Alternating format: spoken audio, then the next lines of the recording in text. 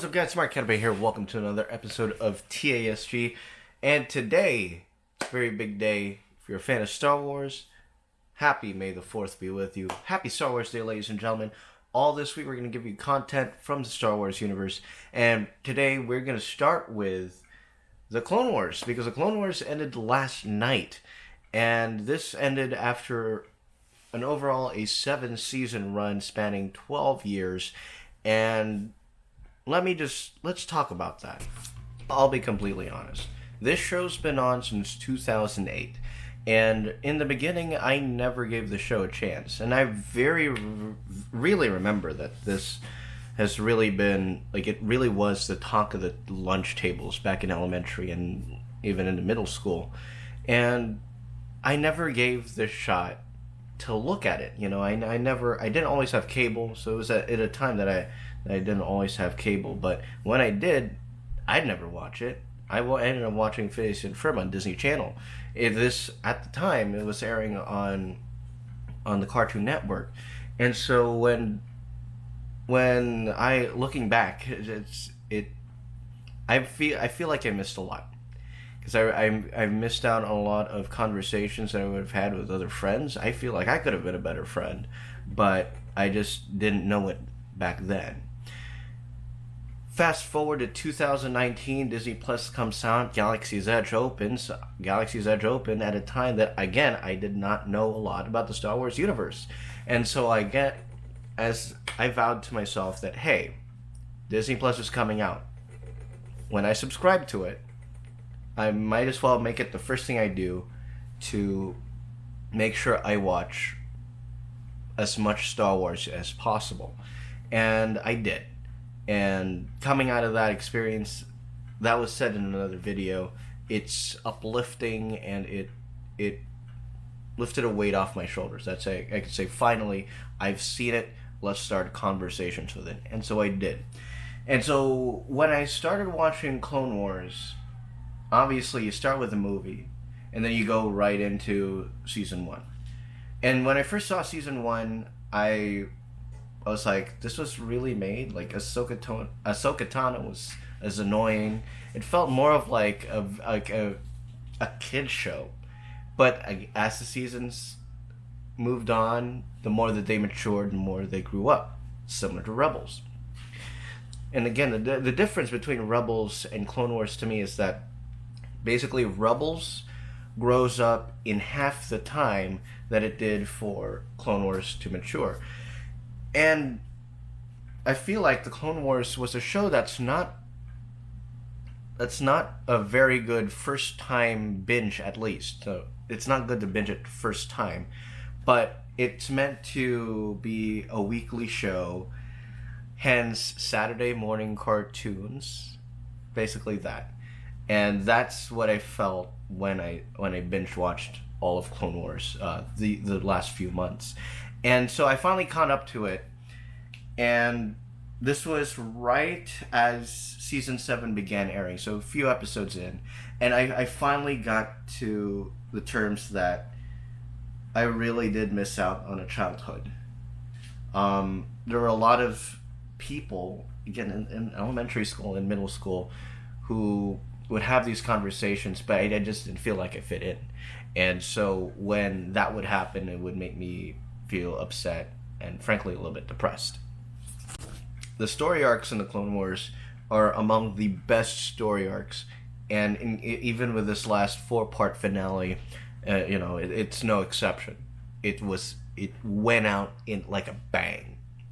In part 1, we saw the final meeting with Ahsoka and Anakin before he turns into Darth Vader. So at this point, the finale goes right into the events of Revenge of the Sith. And basically, it doesn't always show those moments from Revenge of the Sith. It ends up taking an alternative perspective of Revenge of the Sith and building up on that like a whole new perspective. Like, yes, we've seen the movie, but what if it came from Ahsoka, Rex, and their point of view? And as mentioned in Star Wars Rebels, The Twilight of the Apprentice, that was the first time that that Ahsoka ever saw Anakin again after the events of this finale, The Siege of Mandalore.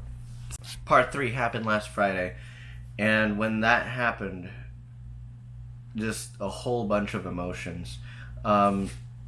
First of all, you have Rex, and Rex is getting this directive to kill Ahsoka, and he just tries so hard to break against his order, and it's that entire episode was just heartbreak.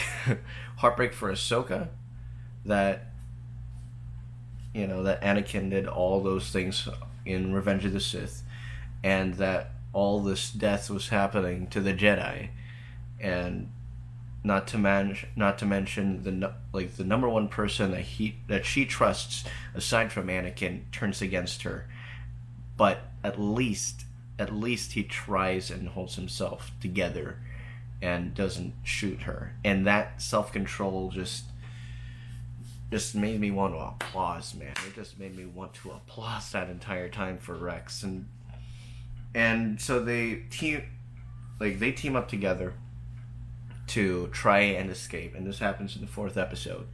Ahsoka gets Rex's inhibitor chip, which is the one that's forcing him to do all these Order 66. He has it removed, and now they're committing treason against the Empire.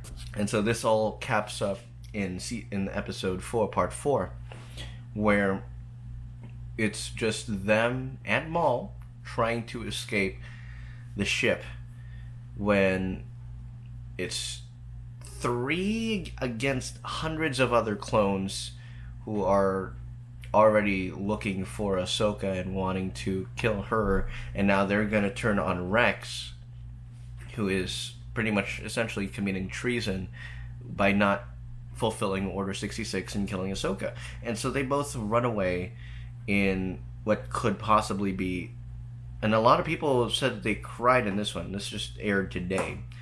A lot of people said they cried.